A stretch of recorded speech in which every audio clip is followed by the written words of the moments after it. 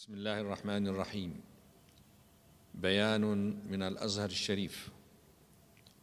لقد تابع العالم على مدار الأيام الماضية ما تنقله وسائل الإعلام ومواقع التواصل الاجتماعي من صور مفزعة ومروعة لأعمال القتل والتهجير والحرق والإبادة الجماعية والمجازر الوحشية التي راح ضحيتها مئات النساء والأطفال والشباب والشيوخ الذين حوصروا في إقليم راخين في ميانمار، وأجبرتهم السلطات هناك على الفرار من أوطانهم تحت ضغط هجمات وحشية بربرية لم تعرفها البشرية من قبل.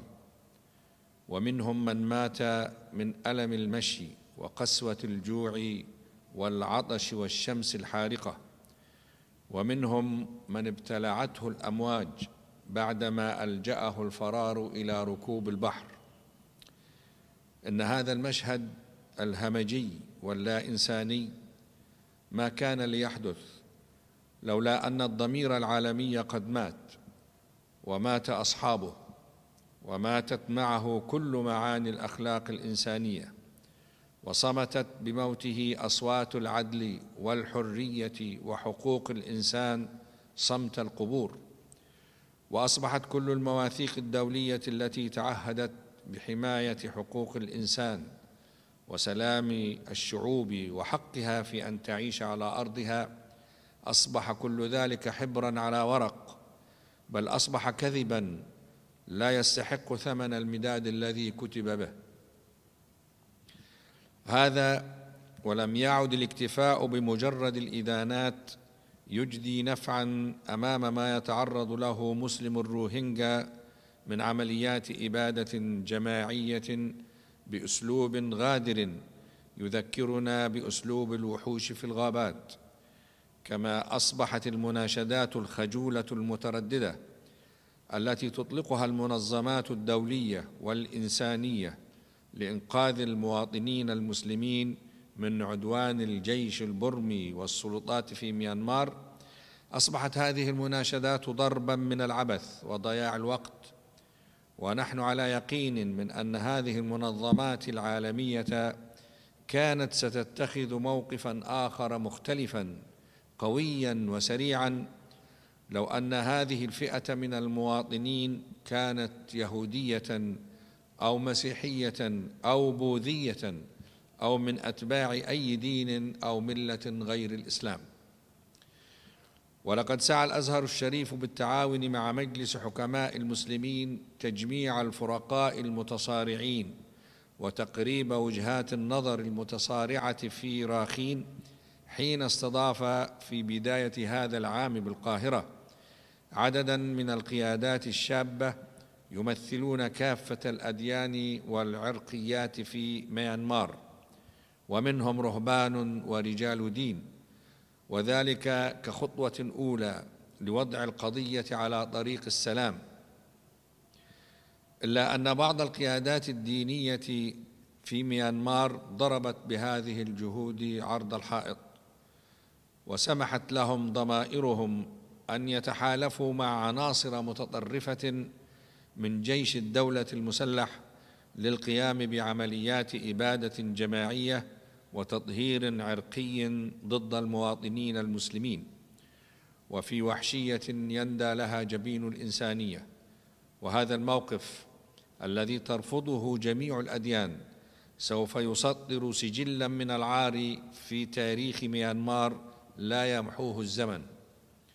وانطلاقاً من المسؤولية الدينية والإنسانية للأزهر الشريف والتزامه برسالته العالمية، لا يمكنه أن يقف مكتوف الأيدي أمام هذه الانتهاكات اللا إنسانية، وسوف يقود الأزهر الشريف تحركات إنسانية على المستوى العربي والإسلامي والدولي لوقف هذه المجازر التي يدفع ثمنها المواطنون المسلمون وحدهم في ميانمار.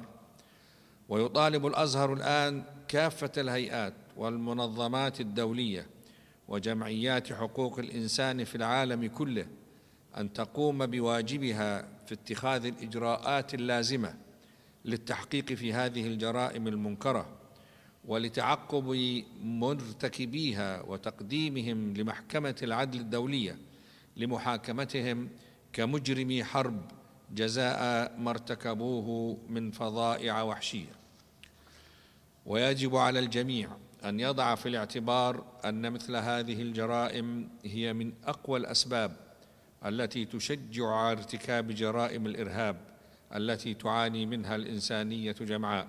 إننا نطلق من هنا من مصر قلب العروبة والإسلام ومن الأزهر الشريف صرخة إنسانية مدوية للمطالبة بتحرك فوري من جامعة الدول العربية ومنظمة التعاون الإسلامي والاتحاد الأوروبي والأمم المتحدة وبخاصة مجلس الأمن، وقبل ذلك من صناع القرار في الدول العربية والإسلامية أن يبذلوا أقصى ما يستطيعون من ضغط سياسي واقتصادي يعيد السلطات الحاكمة في ميانمار إلى الرشد والصواب والتوقف عن سياسة التمييز العنصري والديني بين المواطنين.